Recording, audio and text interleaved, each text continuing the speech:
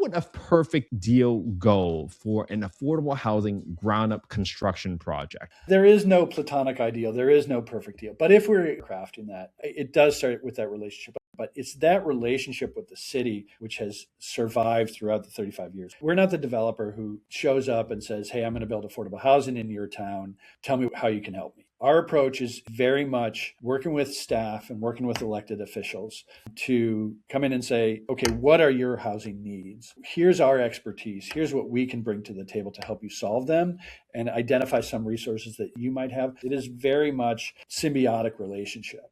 And that way we can have wins across the board. There are a number of reasons we like working with city staff because the city is the one entity that's going to be involved in the deal throughout the whole process, during the financing, during the entitlements, during the design, during the permitting process, during construction. And we are going to be a part of their community once the project is built and for the next 55 years at least. So having that relationship and being able to leverage those resources and bring our resources to the table to help them solve those problems really builds the trust and makes for a smoother transition. Even if the city does not bring us into the deal and we do identify an opportunity where we would like to develop, our first call is to the city to start talking to them about how we can build those relationships and make those connections strong. So when we're evaluating opportunities and deciding where we're going to focus our efforts, we kind of have a three-pronged test. And as we're talking to a city in that first conversation, one of the things we want to talk about is do you have land available? Is there city-owned land? Is there surplus land? Does the school district have land? Let's go through your housing element and look at opportunity sites. 2 is, do you have resources? These are very complex and capital intensive. It's just a fancy way of saying expensive because we're going to cobble together funding from a lot of different sources in order to make them work. So can the city bring anything to the table there? And 3rd, and more importantly, is political will. When you're building affordable housing, it changes the conversation considerably. And again, this is where our need and skill at educating people comes into play because oftentimes I'm very sympathetic to people that oppose our projects because we're talking about people's home. And homes are security and homes are often wealth and homes is where your family is safe and can grow. And if you see a threat to that, you are going to defend that with everything you've got. What we have to do is educate people on perception. We have an entire community engagement team and a process that is involved in that education, community outreach, hearing people, giving them facts and letting them make an informed decision rather than one based on fear and misperception. And part of a perfect deal has to do with that community outreach. It's a two-way street as well. We're learning as well. We get to learn about their community. We need to learn about what the parking standards are. What is the culture like? And how are we going to fit in that? Jamboree we're long-term holders. We're not going anywhere. To build affordable housing is the most complex transaction that's done on a regular basis. And to be able to understand the financing of that is something that I've carried with me for a long time. So when I was analyzing 100 deals a year and taking it apart and putting it back together, that's something that I still do to this day. And we've developed 11,000 units, and I have now a good deal of experience in design and entitlement and construction.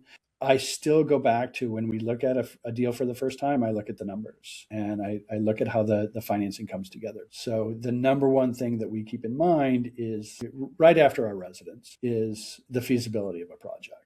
As we're analyzing a project, every line item in the capital budget has a story behind it and has a risk associated with it. And that's a risk whether you're competing for low-income housing tax credits and what are the chances that you're going to be allocated those, to how robust has your due diligence been on your hard costs, on your construction costs, and what is the risk associated with that. Even just talking about asset management, there's a world within that as well, because it's property management, it's physical plant, but it's also the financing and the refinancing and human resources and everything that you can think of is a part of that asset management. So that makes it hard to do well. But when you have an understanding of that, that knowledge feeds into how you're looking at a development when you're planning it and designing it. Okay, welcome to another episode of Affordable Housing and Real Estate Investing. Guys, I had one of the best conversations with Michael this past week, and we talked everything from leadership to thinking about what the perfect deal even looks like. And I realized as I was talking to Michael, we've never put that really out to the universe when we talked about what does a perfect deal look like? How do you get good at every single stage to build more housing? And today, I couldn't be more proud to bring Michael Massie. He's the Executive Vice President and the Chief Development Officer from Jamboree Housing. Welcome to the podcast, Michael. How are you doing today, man? Kent, I'm doing very well, thank you. And I'm thrilled to be here. I agree we had a great conversation this week, and hopefully we'll be able to match that standard as other people are watching. But I'm very excited to be here and talking to you, and really appreciate your energy, your enthusiasm, and clear passion about affordable housing. Man, I'm just truly grateful that I get to meet folks like you, Michael. But for folks that don't know you, Michael, like who is Michael? How did you get into this world of affordable housing in the first place? Well, I like telling this story, and I like hearing other people's stories, because what I've found is this is evolving and changing. But in my lifetime, I don't know anybody that came out of high school or came out of college or in kindergarten when they said, "What do you want to do when you grow up?" Said, "Oh, I want to work in affordable housing." Everybody sort of ends up here, and everybody has a story on how they ended up here. And oftentimes that has to do with some level of personal connection, and certainly a recognition of how important housing is. And my philosophy, and this has evolved, this is my life's work. This is something I'm very passionate about. I'm glad that I found myself into affordable housing, but that started basically 25 years ago. I've been working in affordable housing for more than a quarter of a century. And it started out, I think, in large part, before I talk about my actual journey, setting the table a little bit with my Please. family and sort of how I grew up. And it really starts with my grandmother. And my grandmother was a single mother of 6 girls in the 50s. My mother was the oldest of 6 girls. She helped raise her 5 sisters. My grandmother was 17 when she had my mom. So obviously they didn't come from a lot of resources, and struggled with housing issues. The house my mom grew up in did not have indoor plumbing until my mom was 10. But fortunately, they lived in a place in my hometown in Moline, Illinois, where housing, even if it was substandard, was still attainable. And you could find a place to live. So even though my family struggled with housing, they were able to stay housed, even going through the struggles that they went through. But I was fortunate enough I went to the University of Pennsylvania, and I studied real estate and finance. And for a long time, had a passion to build buildings. I wanted to be a developer. And when I graduated from Penn, I graduated into a recession, and so could not find a job in development. And I had worked in college, and this is where I learned my first real estate learnings was working for a landlord and developer around the Penn campus. And because I had that experience, when I couldn't find a job, I said, well, we're going to start a property management company. So I worked with my partner, and we started a property management company, and actually did pretty well for a few years. Then, as partners do, we started to see things a little bit differently. He wanted to go one way, I wanted to go another. And so we separated. He bought me out, and I went on to work for a regional property management company and then a national property management company, all the time really wanting to get into development. And property management is very much adjacent to development, but is not development. Ultimately, I was able to work on a project where the company I was working with had bought and was renovating an historic building in Philadelphia. It's a really, really spectacular building called the Drake. It's about 100 years old now, but I was managing it through that renovation, and so I got to see some of the development. Ultimately, I found a job, again, adjacent to development, working for an arm of the Related companies called Related Capital. And Related Capital was a low-income housing tax credit syndicator. When I took the job, I'll be honest, I did not know what the low-income housing tax credit was. So it's very much a learning by doing sort of a thing. But as I got into it, and as I was onboarded and started doing financial analysis of projects, I really started to see the impact that affordable housing can have. And I was at Related Capital for about 5 years. And that's where I did my 10,000 hours. 2,000 hours a year for 5 years, about 10,000 hours. And I became well practiced at analyzing affordable housing developments. And the great thing is that we had exposure to a wide range of projects. We worked all over the West Coast with lots of developers, some for-profit, some nonprofit, some small, some large, all different kinds of products, all different kinds of markets. And really, that is where I learned the fundamentals of affordable housing. But after 5 years, I still was not working in development, but I had called on Jamboree as a client, as a potential client, to syndicate tax credits for them. But I was not successful in getting that business. But I did get to know Laura a little bit. And then they posted a job for a senior project manager. And somehow I convinced Laura that analyzing affordable housing deals was the same thing as managing the development of those projects. It decidedly is not the same, but I convinced her that it was. And she took a chance on me, and she very fortunately offered me a full 50% of my compensation that I was earning at Related Capital. And I came to work as a senior project manager at Jamboree. And that's really where my journey started, at least as an introduction to affordable housing. Wow, so many things to take apart from that. But let's just talk about the sheer growth that Jamboree housing has gone. Like, what employee number were you when you joined Jamboree, and how many units did it have in its portfolio then, and what was it at now? So when I started at Jamboree, I was, I believe, employee number 15. There were 15 employees in the whole company. At that point, Jamboree had right around 4,000 units. And I was fortunate to show up at Jamboree at a time where we were really starting to grow and had a lot of opportunities. This was still in the time of redevelopment. So there was considerable gap money available for affordable housing developments. We got very good at structuring deals and were able to execute on a large number of deals. And I was at Jamboree for about 9 years and working as a senior project manager, and then ultimately as the director of development and overseeing the development staff. And we grew the company and the portfolio considerably. And after being at Jamboree for about 9 years, I was like, okay, well, we've now grown this small nonprofit into a successful statewide affordable housing developer. And that's probably about as big as Jamboree is going to get. And after 9 years, I was looking to do something a little bit different. And I had a market rate developer and an entrepreneur who had a lot of different businesses, but one of which was developing market rate housing, came to me and offered me a job a couple of times. The third time I finally said yes. It was time for me to leave Jamboree. And again, I was certain that Jamboree had kind of grown as far as it was going to grow. So I did that for a couple of years, then ultimately left the working for the entrepreneur, because working for an entrepreneur is always a challenge, especially when they say, I'm ready to let go of my development business and let somebody else run it. Turns out that may not have been the case. He may not have been quite ready for that.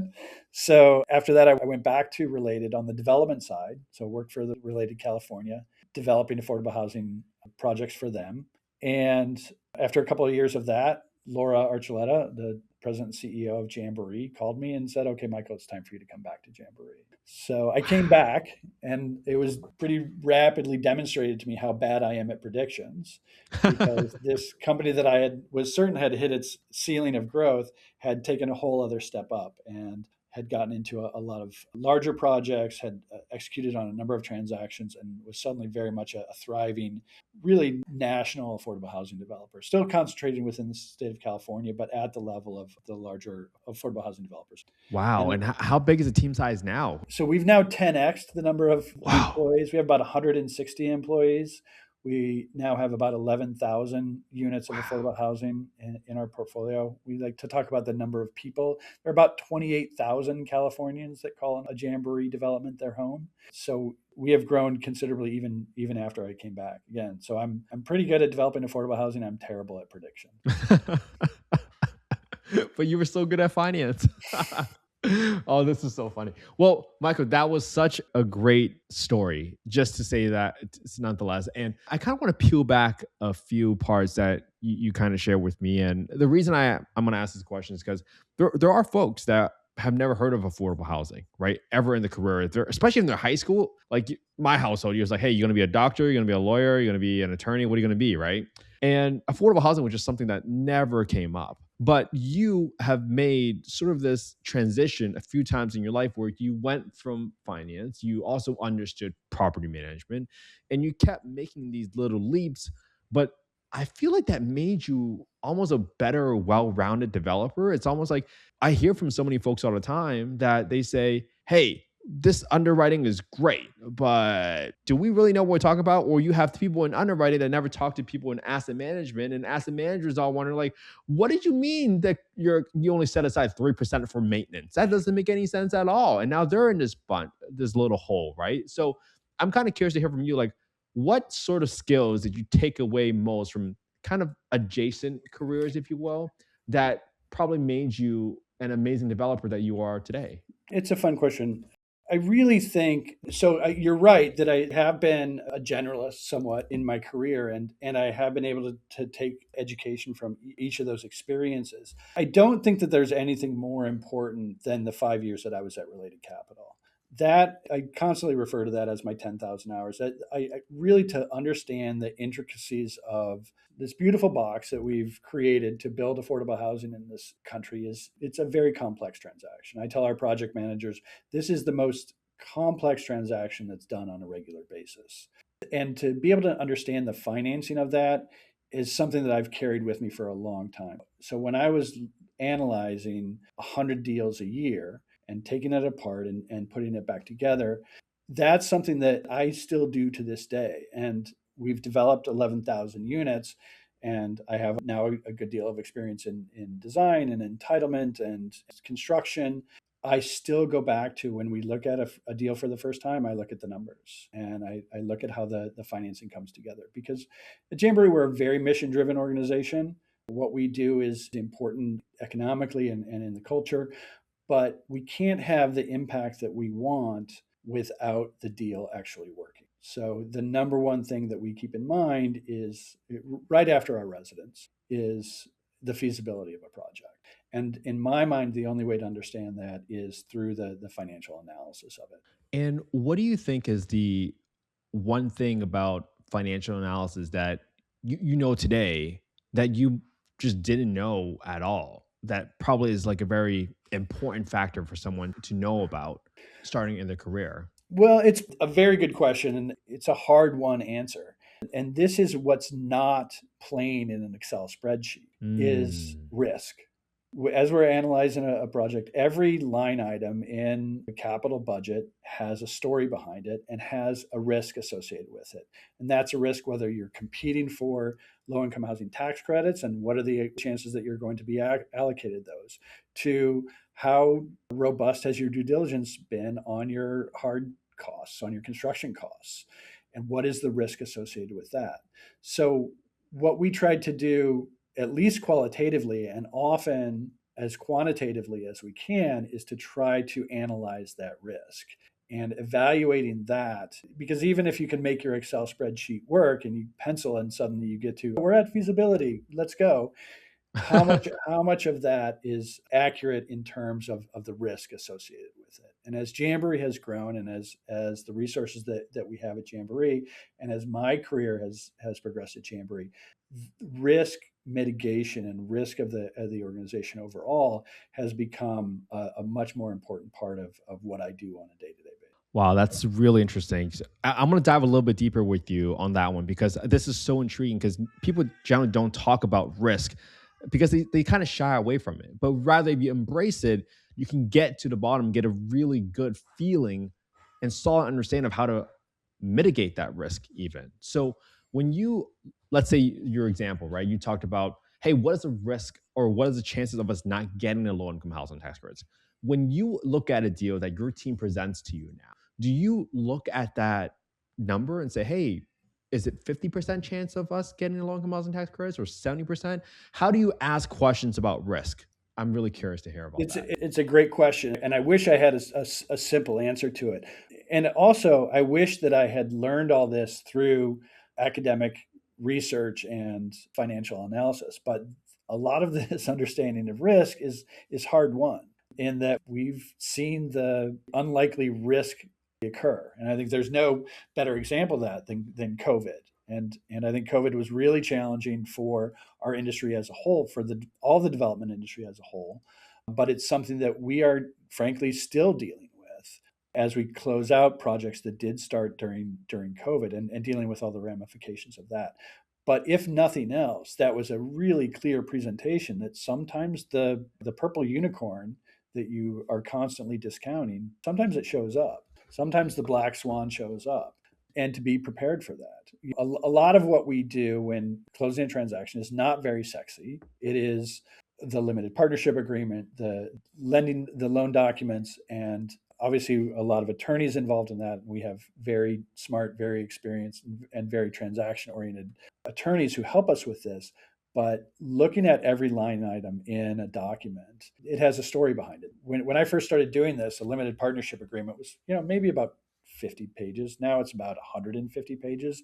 And that's because as stories happen and as the unexpected events occur, people are trying to mitigate that risk. And they mitigate that through documentation is one of the ways they do it. But that's a good measure of kind of how we try to protect ourselves. Is we learn this lesson, we then incorporate that into deals going forward and try to prevent that from happening again. But yes, risk it's a constant conversation that we're having as we're going through a transaction. Yeah, and I kind of draw upon when you were moving along in career and you had that stint in property management. I think that made you more valuable, especially when it came to an analytical process and also with the project management part of your career too, because now all of a sudden you understand where all the dependencies are for the project. Meaning, if you go in your underwriting model and you say, hey, we're going to have this amount of expenses to operate this property, but you never talk to your asset manager. You never talk to your property manager and you never understood, hey, how much security do we need to put in place? What if someone steals all the air conditioning units in my area? I've been part of projects where they trusted a property manager because they've been used by big, larger banks. And the first thing they did on day one was they fired all the security guards.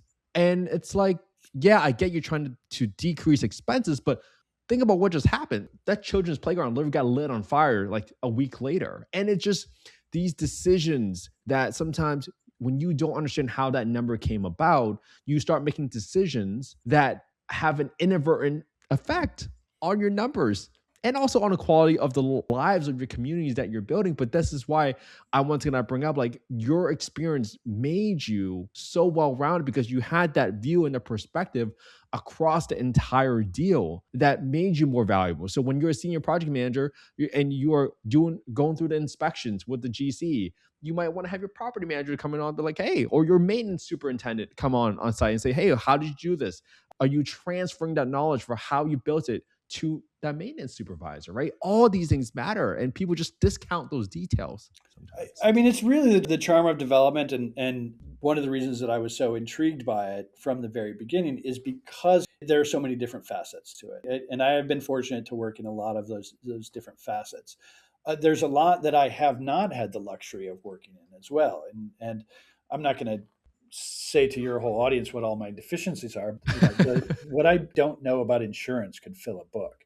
That's one of the things that I recognize that it's something that I don't understand. It's a very, very vital, important part of what we do. But fortunately, we have got a lot of really smart people at Jamboree that help fill in those gaps that I might have. So 100%, I always go back to, and this is, again, a lesson that we've taken from COVID and from other crisis situations, is resorting to the fundamental. And that's absolutely true from a financing standpoint. It's self-evident when it comes to operations. And again, it's something that Jamboree, as we've matured, we've had to do better is asset management. We now have a team in place that is really widely experienced in asset management. And again, even just talking about asset management, there's a world within that as well, because it's property management, it's physical plant, but it's also the financing and the refinancing and human resources, and everything that you can think of is a part of that asset management. So that makes it hard to do well. But when you have an understanding of that, that knowledge feeds into how you're looking at a development when you're planning it and designing it. Wow. I mean, this is so cool. Maybe, and I love to kind of start transitioning the conversation to the perfect deal, but I think it's important for folks to have a little bit more background because given your experience with low income housing tax credits, right? You shared a great perspective with me that I haven't really heard from other folks before. Maybe if you could just share with the audience today, what is low income housing tax credits? Like you and I have daughters of the same age. Like, how would you try to explain low income housing tax credits to a normal person? I'm glad you brought it up. Yeah, I have a 5-year-old, and she is ostensibly my favorite thing to talk about. And I will talk about her all day. She's great. I mean, she's kind of a monster, but I love her a lot and I love talking about her. And please don't tell my wife this. I'm going to make sure she doesn't watch and listen to this. My favorite thing in the world to talk about is the low-income housing tax credit. So I come to it not dispassionately. I am a fan. I am an advocate. I am a booster for the low-income housing tax credit. I think it's a very impressive mechanism. That doesn't mean that it's perfect. It comes with a great deal of complexities. But the low-income housing tax credit stemmed from the tax reform in 1987. After they eliminated some tax shelters, there was a fear that there would not be housing for people at low incomes developed and built. And so what Congress intended to do was to create a program that would encourage that. And they identified the low-income housing tax credit. So it's a federal credit that's allocated to the states, and then states under the IRS guidelines hold a competition to award those credits to worthy projects and worthy developers. And those developers then take those credits, and we, as a nonprofit, we don't pay any federal taxes. So we have no use for low-income housing for any kind of tax credits. So we then sell those credits to typically a large financial institution, someone with a large tax obligation and not a lot of tax shelter that revenue. So this is an investment vehicle for them, but also provides capital for the development of affordable housing. And a typical low-income housing tax credit allocation will cover somewhere between 40 to 60%, maybe 70% of your total capital structure. And that sometimes is almost like free money, if you want to call it like a subsidy in that scenario, right? Where one, they are investors in your deal, but you still have a financial responsibility to make sure the asset performs. Because if you don't perform and you're not compliant, more importantly, they could lose that tax credit status. And that is a bad position for you to ever be in as a nonprofit developer. Right. But Kent, what you just pointed out is definitely a feature more than a bug. And this is something that I know came up in our earlier conversation. I think will come up a couple more times today. I am a believer in markets. And one of the things that I love about the low-income housing tax credit is that it is a true public-private partnership. And while it is government resources, it is not a giant bucket of money. And there are some issues with having a giant bucket of money. Instead, it is a fairly sealed transaction, but it is also subject to market risk. So the investor has risk. They have to select who they're going to invest that capital with. And is that developer going to be able to deliver the project that they've proposed? And once it's built, are they going to be able to operate it in a feasible and compliant way? So investors get to choose where they're going to invest, and price fluctuates in some part, both on the macroeconomic environment, but also on the specific characteristics of that developer. Jamboree is a well-capitalized, experienced developer with a long track record of success.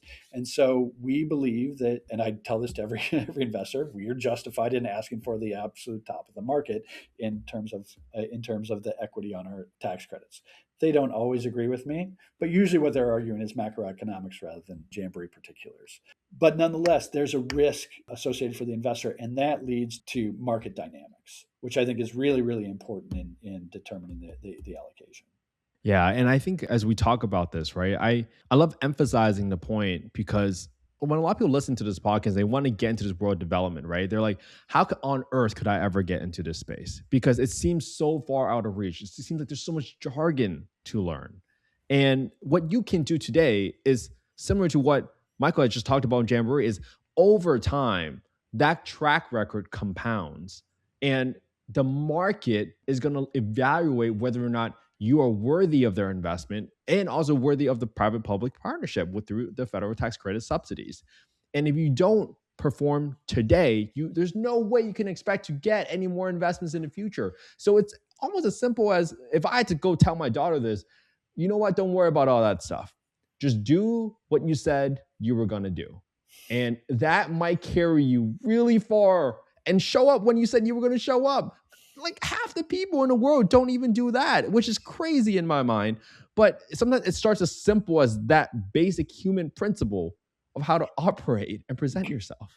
Good parenting and good fiduciary responsibility all at the same time. It's indispensable advice.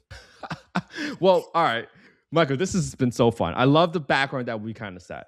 But this is a question, right? We hinted at it earlier. I've never really asked someone, and I thought you would be the perfect person to ask because when I think about all these different ways of financing, right? We are a big fan of low income housing tax credits. We talk about property tax exemptions. We talk about rental subsidy housing vouchers. In your mind, like how would a perfect deal go for an affordable housing ground up construction project if you were to take it from the very beginning, starting with the relationship you built with the city or a county? Again, really, really good question. That's why I like talking to you. There is no platonic ideal. There is no perfect deal. But if we're crafting that, it does start with that relationship. I do want to go back a little bit and talk a little bit about Jamboree because that Mm-hmm. is where most of my experience is. And also, I think this is important to Jamboree's success and what we've done. Jamboree was started essentially at the insistence of the city of Irvine. Jamboree, we just celebrated our 35th anniversary last year. And about 35 years ago, Irvine was really starting to experience growth, and they recognized the need for someone to come in and manage the affordable housing resources that they have and try to identify solutions for it. So the city of Irvine was instrumental in starting Jamboree. And so Jamboree, literally our first offices were in the Irvine City Hall. We ultimately then moved out under our own and kind of doing everything under the affordable housing banner. But it's that relationship with the city which has survived throughout the 35 years of Jamboree. We're not the developer who shows up and says, "Hey, I'm going to build affordable housing in your town. Tell me how you can help me." Our approach is very much working with staff and working with elected officials to come in and say, "Okay, what are your housing needs? Here's our expertise. Here's what we can bring to the table to help you solve them and identify some resources that you might have." But it's really that relationship that starts. It is very much symbiotic relationship. And that way we can have wins across the board. And there are a number of reasons we like working with city staff because it informs the city is the one entity that's going to be involved in the deal throughout the whole process during the financing, during the entitlements, during the design, during the permitting process, during construction, and we are going to be a part of their community once the project is built and for the next 55 years at least. So having that relationship and being able to leverage those resources and bring our resources to the table to help them solve those problems really builds the trust and makes for a smoother transition. We've just found that that's the business model that works best.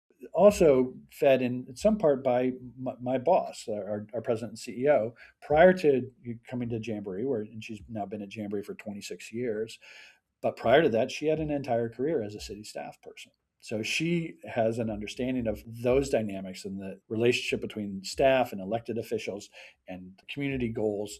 And so all of that has driven our business model, which is very much in partnership with cities. All of our deals, we strive to start with that. Even if the city does not bring us into the deal and we do identify an opportunity where we would like to develop, our first call is to the city to start talking to them about how we can build those relationships and make those connections strong.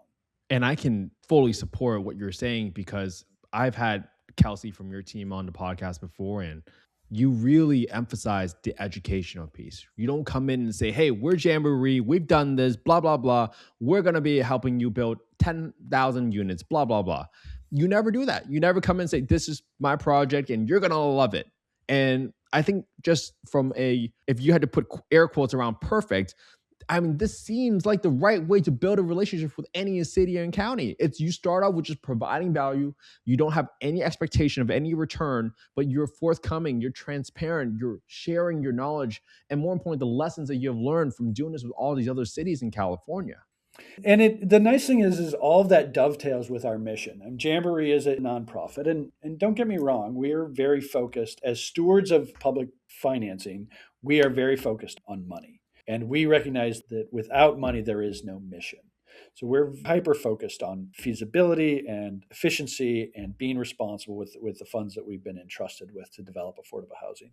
At the same time, we are a mission driven organization. And part of our mission certainly includes education. And I constantly refer back to this intricate jewel box that we've created as a mechanism to develop affordable housing in this country. It is very, very complex. And it is a lot of it is counterintuitive. A lot of it is very much through the looking glass. And you're not going to be able to understand it just by looking at it. So part of what we do is education. And that's education at the staff level, education at the elected levels. It's education of our partners, whether they might be inclusionary master developers in an inclusionary development where they're building market rate housing, they have an affordable housing obligation. They do not understand affordable housing. Part of our job is to educate them. Part of our job is to educate elected officials. And oftentimes, most of the time, they're eager and receptive to that. So it's just another way of furthering that relationship and building that relationship and really building credibility and trust for Jamboree. I love it. Well, let's talk about that perfect scenario, right? If a city or a county isn't necessarily constrained by resources, right? I know this is a full pie idea, but we're playing in the land of perfect. yeah. So, yeah. So but if they can pull all the levers to make a deal happen and build more housing, what are all the levers that they can pull in that perfect deal for you? Well, I want to speak a little bit pragmatically. So when we're evaluating opportunities and deciding where we're going to focus our efforts, we kind of have a three-pronged test. And as we're talking to a city in that first conversation, one of the things we want to talk about is do you have land available? Is there city-owned land? Is there surplus land? Does the school district have land? Let's go through your housing element and look at opportunity sites. Do you have land available? Two is, do you have resources? I mean, these are very complex and capital intensive. Capital intensive is just a fancy way of saying expensive, right? These are expensive propositions. So do you have resources? And because we're going to cobble together sources from funding from a lot of different sources in order to make them work. So can the city bring anything to the table there? And third, and more importantly, is political will. I think anybody who's interested in talking about real estate development in California is very aware of the political headwinds that you're going to face. That's when you're building anything. When you're building affordable housing, it changes the conversation considerably. And again, this is where our need and skill at educating people comes into play, because oftentimes I'm very sympathetic to people that are opposed our projects because we're talking about people's homes, right? And this homes are security, and homes are often wealth, and homes is where your family is safe and can grow. And if you see a threat to that, you are going to defend that with everything you've got. So we start out very sympathetic to that argument. What we have to do is educate people on perception. We have an entire community engagement team and a process that is involved in that education, community outreach, hearing people, giving them facts, and letting them make an informed decision rather than one based on fear and misperception. So that's the next layer for us. And part of a perfect deal has to do with that community outreach. And it's a two-way street as well. We're learning as well.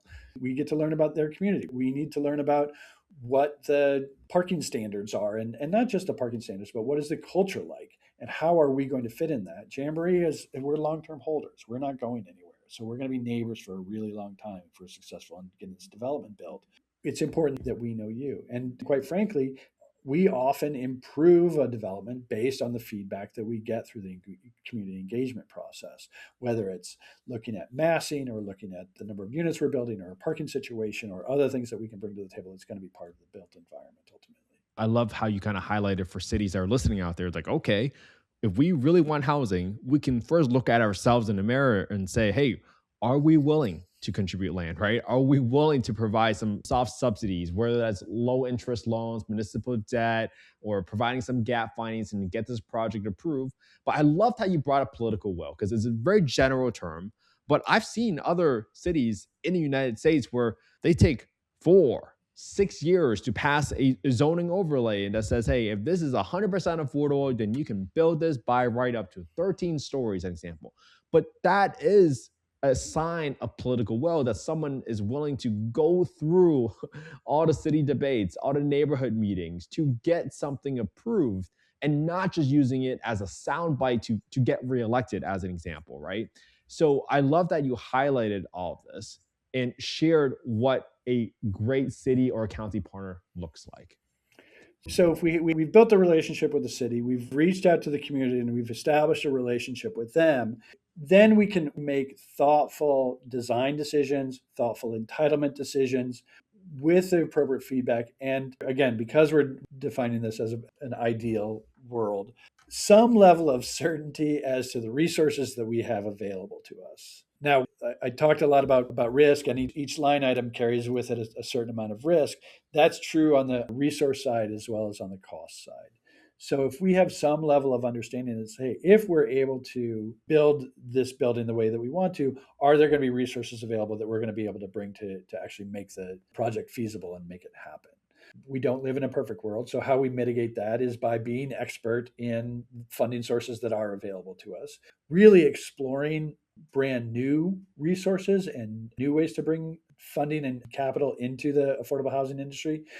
There are a couple of examples that we have of that recently. We've worked very closely with a number of healthcare partners because we see housing is healthcare. And I think that's been a philosophical discussion for years now.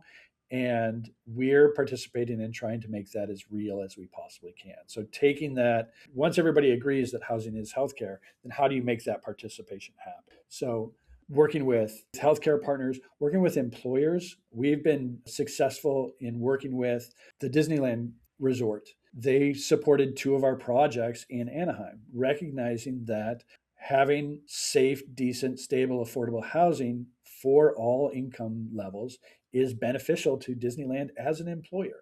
So we have two of our most successful projects we built in Anaheim with participation from the Disneyland. So it's having a wide array of resources, but some level of certainty as to what those resources are going to be, because that's going to be iterative with our design and our entitlement process as we're moving towards construction. Got it. So if I were to kind of let me know if I missed anything, what you're looking for, especially in your level, when you're evaluating the risk level associated with each line item, you're asking, hey, how certain are we going to get the tax credits? How certain is the city going to come in with the soft subsidy that they might have promised? And what kind of commitment have we gotten? Is it verbal? Do they have a letter of commitment? Is there a developer agreement? Is that what you're looking for when you're trying to ascertain the certainty? Certainly, I mean, certainly because again, we in this intricate box, so we have there's lots of regimented things that we have to do.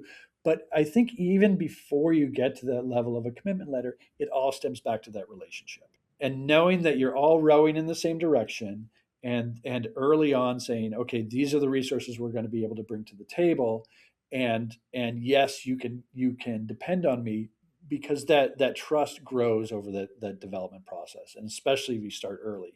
If the city says that they can deliver entitlements after a discussion Mm. and a conversation and coming to joint decisions on how we're going to do this, and then they can deliver on those entitlements, that is indicative that they're going to be able to deliver on on the financial commitments, regardless of what a commitment letter says and what the tax credit allocation committee requires us to put in our application. It goes back to before that. And in the same way, can Jamboree say, hey, we're going to help you solve your problems, and we are going to identify other resources that we can bring to the table, and we are going to design at a high level that's going to be appropriate for the community and make us good neighbors. That trust is earned over that pre-development process, but it all goes back to those relationships. Wow. I Great explanation. And if you think about continuing on that deal continuum, right? What's next in terms of the perfect deal? Are you looking for, now that you have certainty around some of the subsidies, certainty that the project will get approved by the city?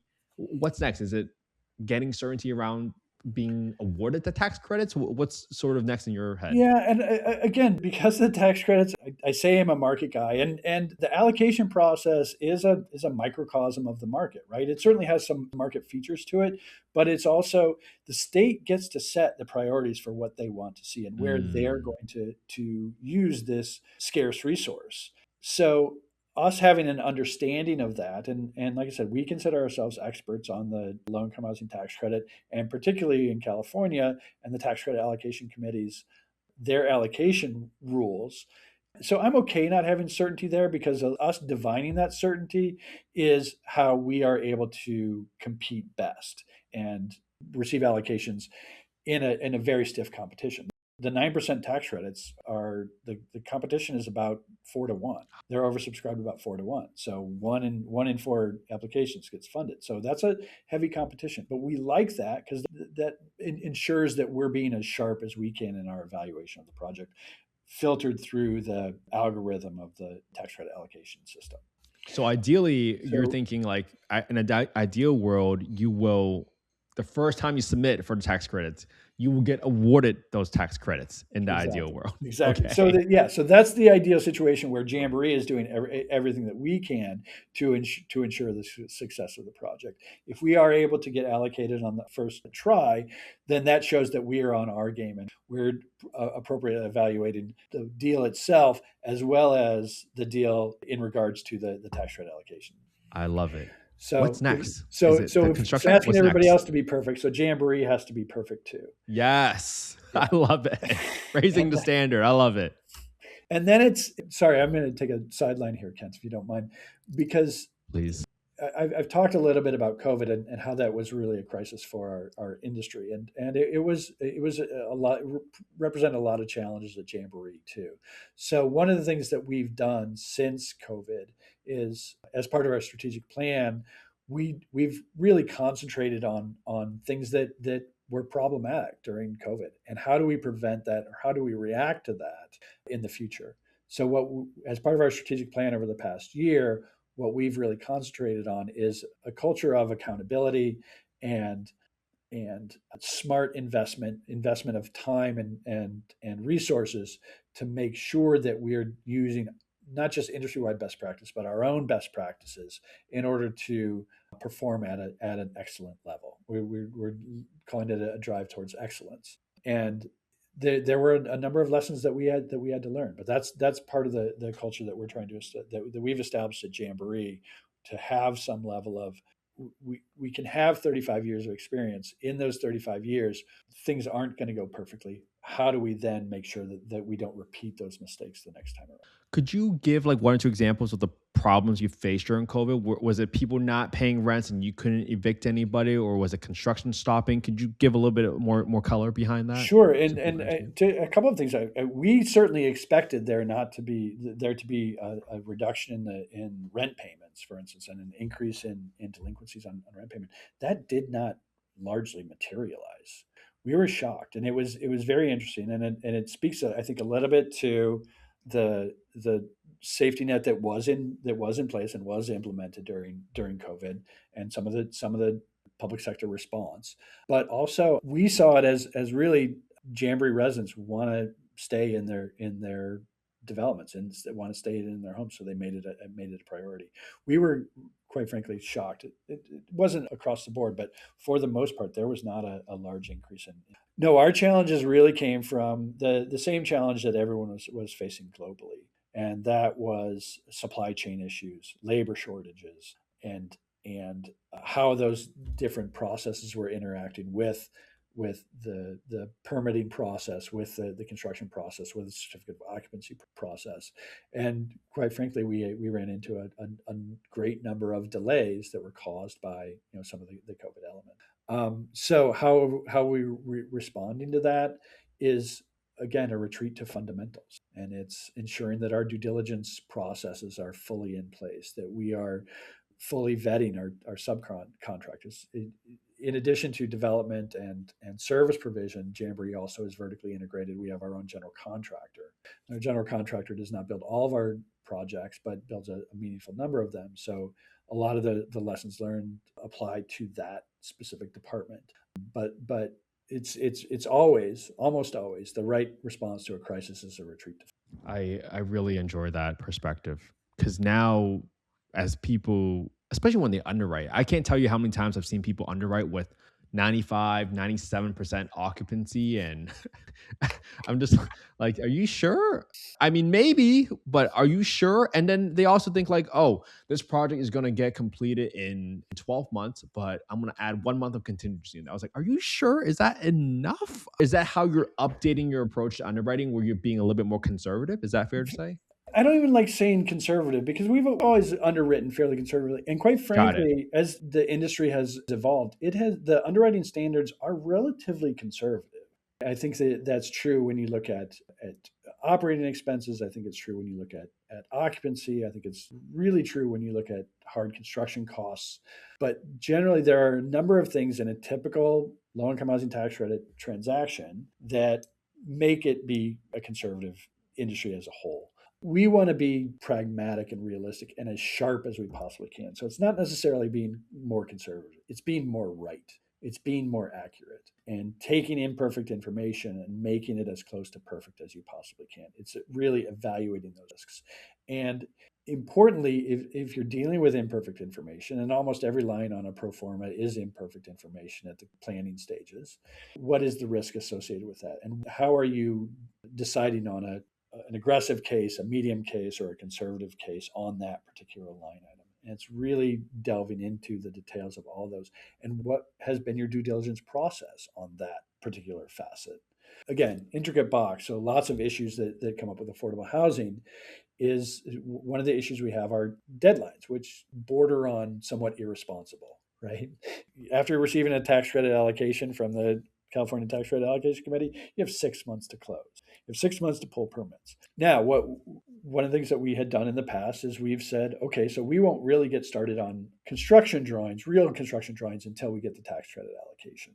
That has led to a very short, very tight, and very stressful permitting process. One of the things that we've learned is we need, as an organization, need to be better at determining the feasibility of a project earlier, prior to the allocation, and making that investment in taking drawings to the next step prior to applying for the tax credits. So then when you are allocated, you're not rushing to get everything done within 6 months. It's really turns that into a 9-month or a 12-month process, which is going to allow for more thought, more communication, more leveraging of our relationships at the subcontractor level, at the financing level, at the city level.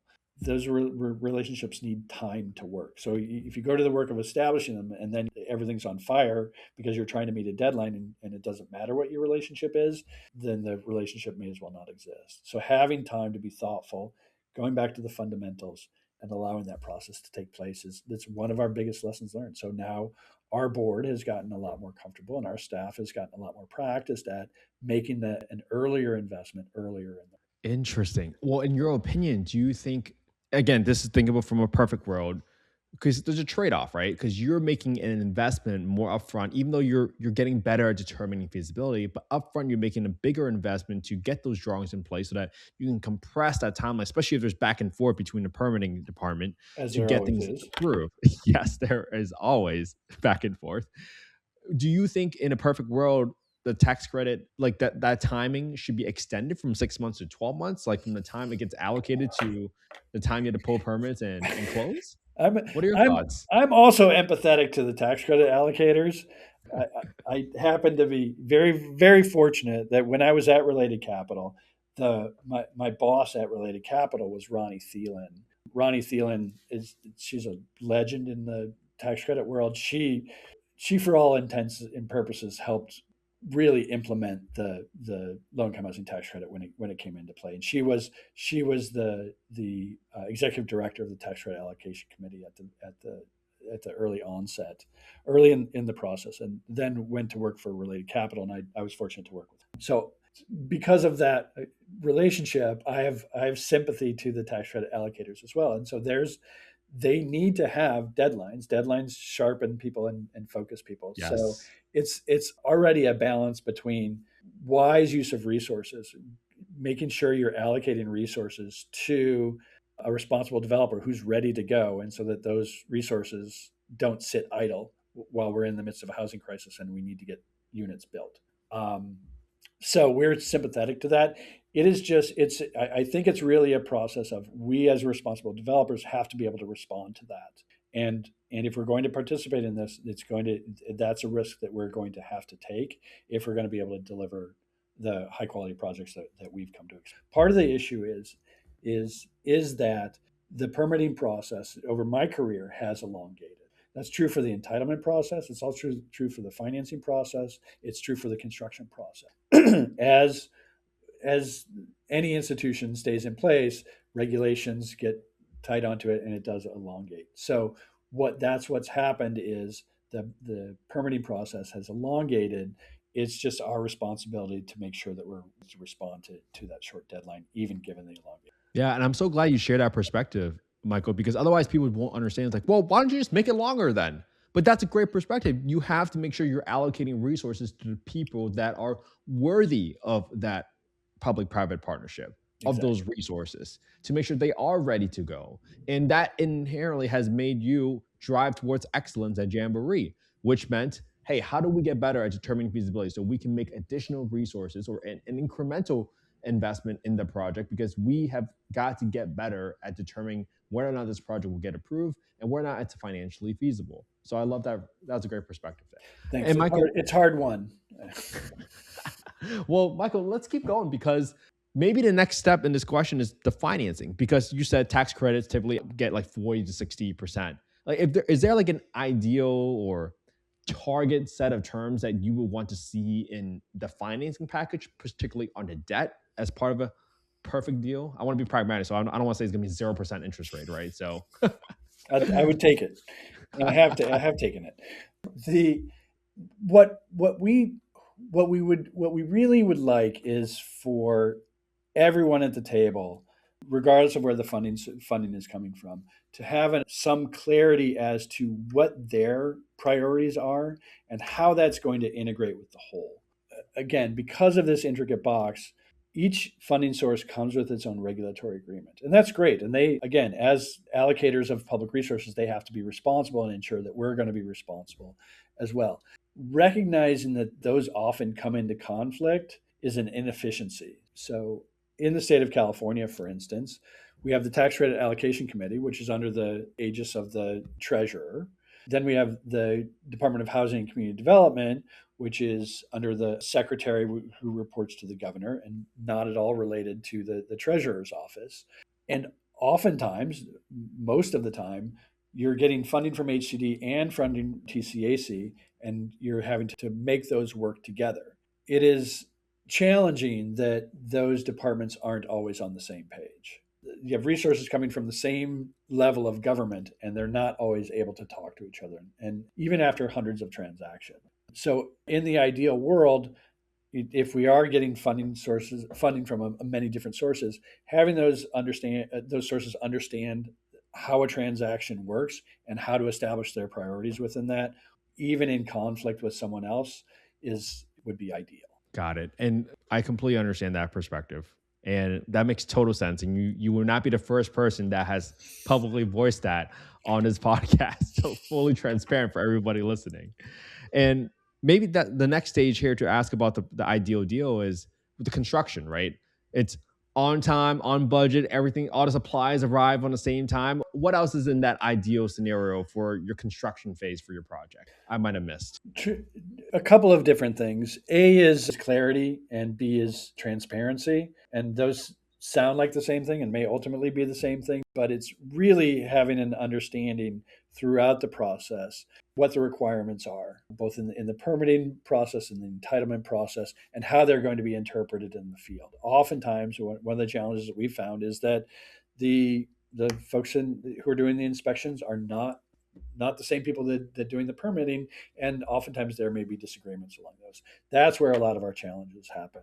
And because housing is very, very heavily regulated in terms of the built environment, so there are many, many regulations, oftentimes conflicting, oftentimes open to interpretation. Not having clarity on those is one of the larger challenges. The other challenge is I'm going to go ahead and be as candid as I can on this. One of the challenges that we've faced within our industry, and I talk to this and all my friends who work doing market rate as well. One of the challenges is utilities. There is, again, I am ultimately a markets guy, so there may be something endemic in a monopoly, which I'm going to be opposed to. And utilities have a lot to do and often cover a wide geographic area, and talk about a capital intensive industry. Wow. But the lack of certainty and transparency and clarity is endemic in our relationships with utilities. It's one of the largest challenges that we have on a regular basis, and that's across my career. And I've personally seen that sometimes you just might have a big citywide project where you're trying to build a big convention center, and all of a sudden your Department of Public Resources or DPW or whatever utility company all have to divert their resources to building out this thing. And now all of a sudden all your other developers are waiting on the sideline like, hey, what about us? How do we get power to our site? Or there might be situations where you're trying to get a sewer pipe or a main water lane. Sometimes those are things that are out of your control as a developer and your GC as well, because that has to be done by city resources. Right. So that's a great point that you just brought up, not just on the construction side, but that little wild card that just sitting on your shoulder. Because I've had so many friends where they ran into that problem, and it's almost sad when they tell me like I've been on hold for a year waiting for the utility company. Yeah. And it's, again, they may not necessarily understand. So as we're talking about perfection, as we're talking about the ideal, I think where we're coming to is some level of understanding, right? Mutual understanding by everybody that you're interacting, so that everybody can be forthright about what their goals are, what the constraints are, what the resources are. If all of that were able to be on the table, and everybody had to hold it up and hold it on their forehead and here are my resources, here are my constraints, that would be ideal. We could all sit down on the table and we could say, okay, I think I can figure that out. That would be ideal. The friction often comes between some level of education, and as an affordable housing developer, I am experienced, but certainly not an expert on anything that utilities do. And at the same time, there's no way that they're going to understand what the financial impacts of making us wait 90 days to energize a site that's ready to go, what kind of drastic impact that's going to have on our ability to continue to provide. That is so true. And I mean, sometimes I just like to ask two basic questions where, hey, what's the impact on a budget? What's the impact on a timeline? If everybody can just keep it super simple, okay, I understand your problem. What's the impact on the timeline? Just can we all get on the same page and sequence all the work properly, especially when there's so many different subcontractors that are coming onto the site that might be depending on this thing to be done, so that because everybody's got their own labor force, that everyone's trying to figure out, hey, I got to maximize the efficiency and the productivity of my employees. And I can't just have them be not doing anything for a whole week just because there's a delay on that side. It's just, that's a tough part to juggle as a developer, as a GC. I'm just building in general.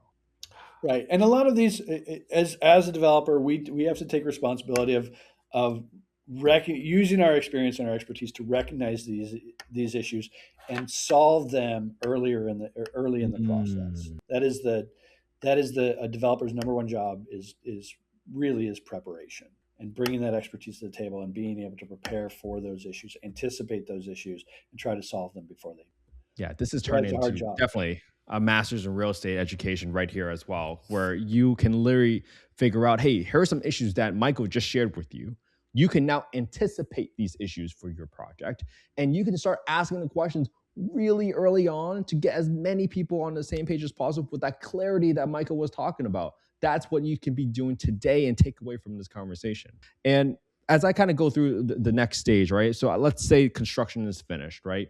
In an ideal world, what else can go right for you, Michael? Is it making sure you have subsidies from like housing choice vouchers from the public housing authority to give you certainty of the top line rental income? What else?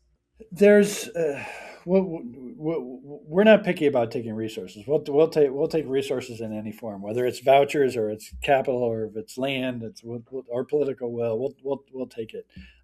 Vouchers are a very interesting case because of the fact that vouchers over the past, in the very recent history, have been used primarily for special needs, for people with special needs, and providing permanent supportive housing. That has been the primary use of project-based Section 8 vouchers, for certainly the past 5 years and likely the past 10 years. And we've participated in that as much as anybody else. And permanent supportive housing is a very important part of Jamboree's mission, and now it's about 20% of our portfolio. I think that the reason that you want to use those vouchers for permanent supportive housing is because of the intense services that population will need. Once you've housed them, in order to make sure that they stay housed, and to have the full impact, being able to provide meaningful service to those folks is really, really important. And the housing choice vouchers, or the Section 8 vouchers, the project-based vouchers allow you to have that income in order.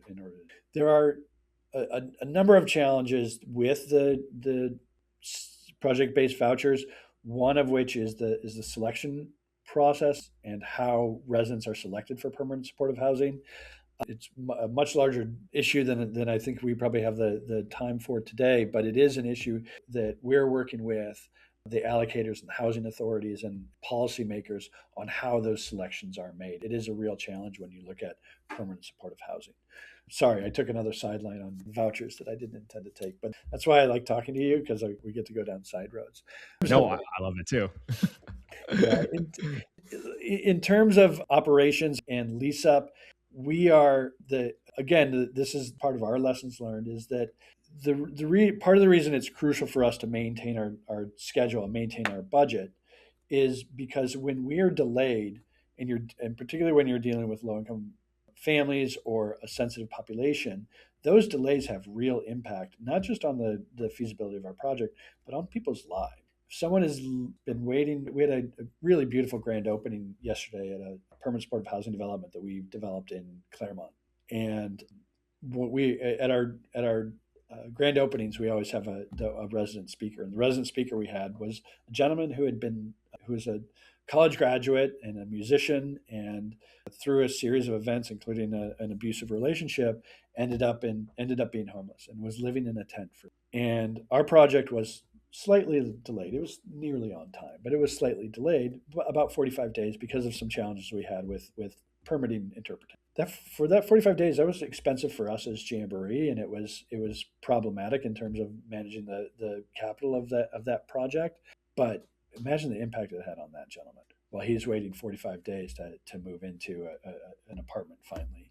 So again, I think part of the responsibility is on us to ensure that we're planning appropriately, working with all the appropriate outreach and integrating with our property management companies, to work to make sure that goes as efficiently as possible, because the cost is there's an economic cost to it, but there's a real person and impact cost to it as well. That's a beautiful story, and I think sometimes we get too deep into spreadsheets sometimes, Michael, and we forget about like the person on the other side that's waiting for the home.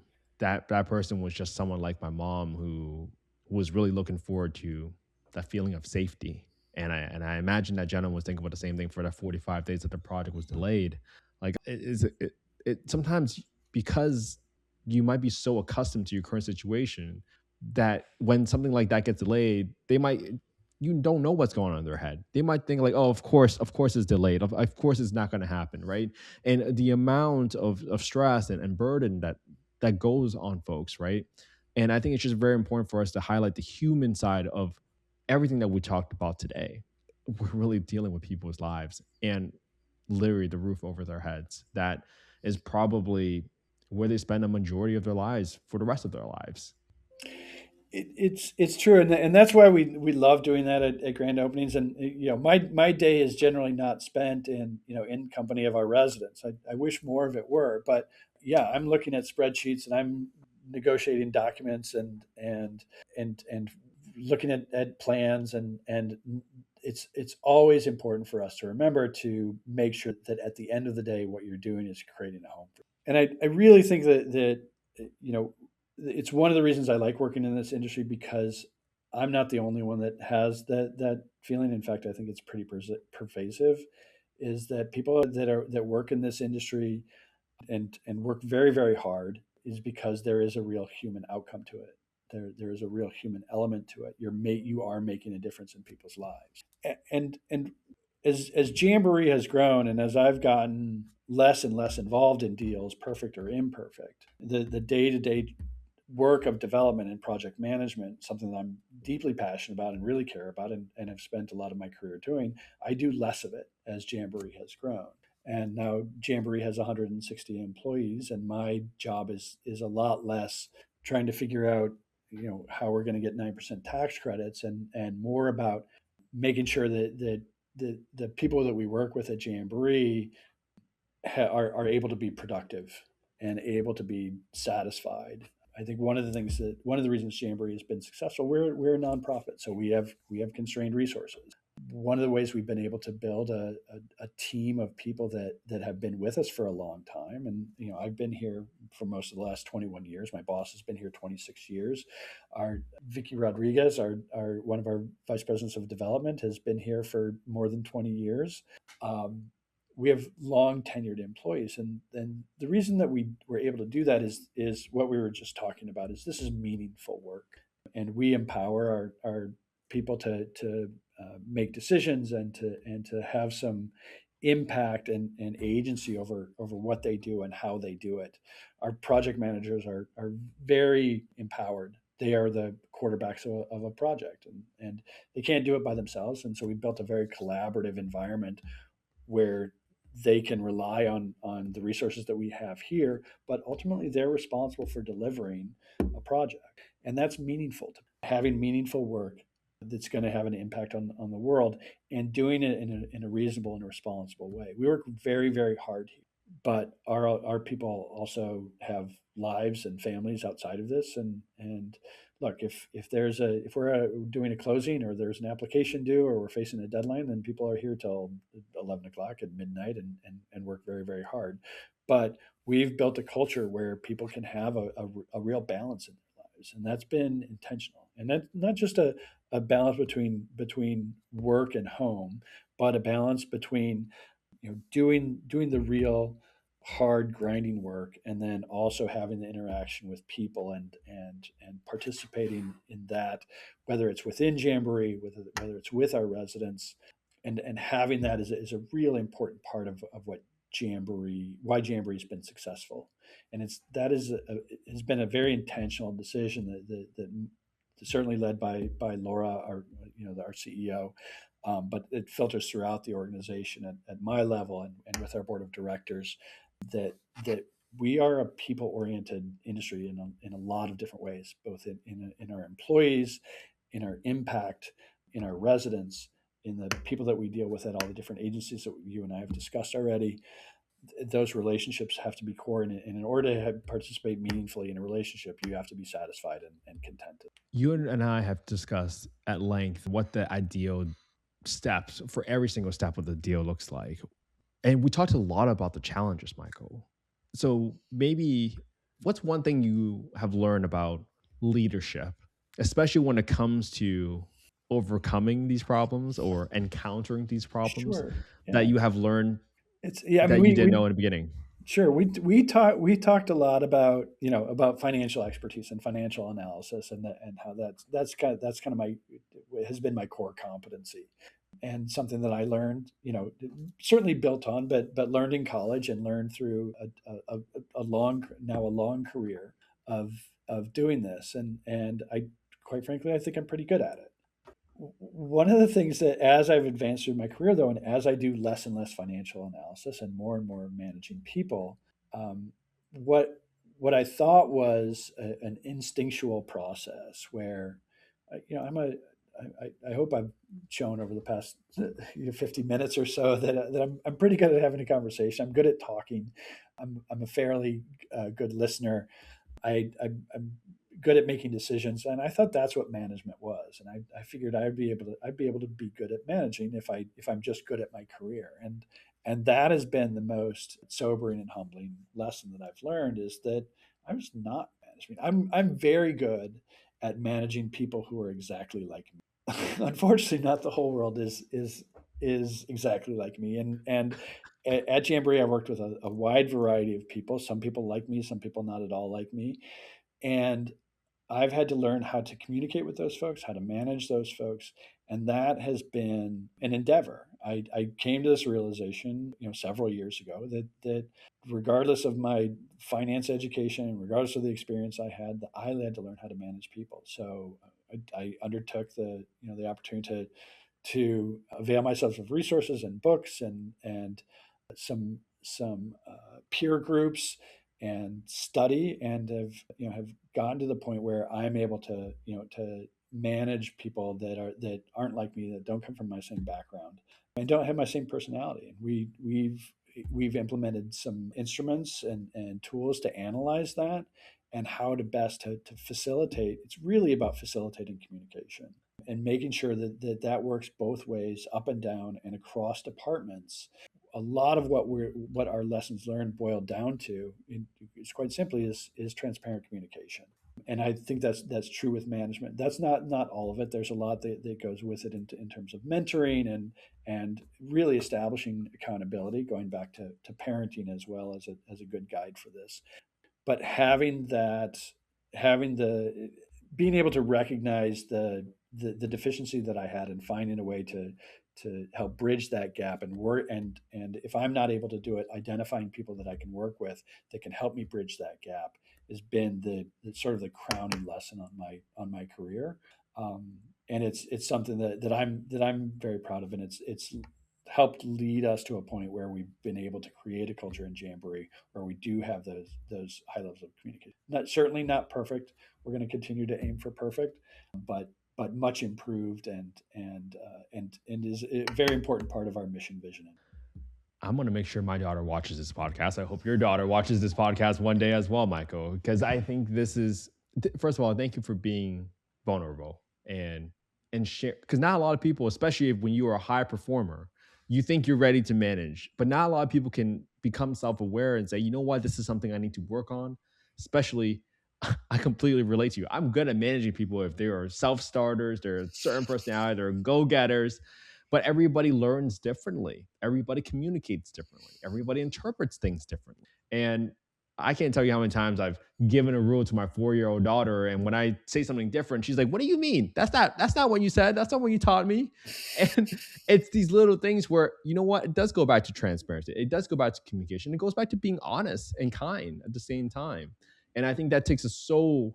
And I think for so many people listening today, they might be in a very small nonprofit where maybe Jamboree was like back in its infancy age when you only had 15 employees. But how do you continue to grow? And sometimes if you don't grow yourself, there's no way you can create the capacity to welcome more people into your team, into your world, to fulfill this very difficult and steep hill that we're all trying to climb together. That's to build more affordable housing. So, Michael, I know we're almost at time. If I can just keep you on for just 2 more minutes, I want to ask you this final question. And the whole genesis behind this question is that people have always told me, Kent, you're never going to be able to find or find a solution to affordable housing. And I always beg to differ. And today I've learned so much from you. And thank you again for everything that you do. Because seriously, without people like you, I would have never had the home I grew up in, Michael. And I'm so grateful for that, Michael. And why do you think affordable housing, particularly the lack of supply of affordable housing, has like been so hard to solve for? And if you had to imagine wanting to change one thing today, like what would that be? Not to get too behind the scenes, but Ken, you prepared me for this question. It's been on my mind for the past couple of days. And I've been trying to improve on my instinctual answer. And I don't know that I can. I've worked in a very heavily subsidized industry and primarily for a nonprofit for the vast majority of my career.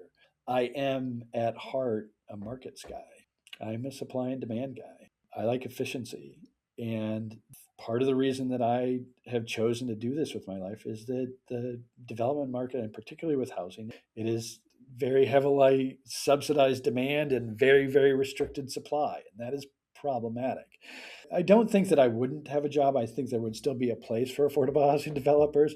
But in an ideal world, the markets are efficient and we can build the housing to reflect the needs of our community. And we have not done that. And so it's a simplistic answer and it's an easy answer. And it's one that I've believed for a very, very long time. It's something I've studied my entire career, and just in case my academics were wrong, I went and spent 30 years in the market to try and make sure. And yeah, the markets are inefficient.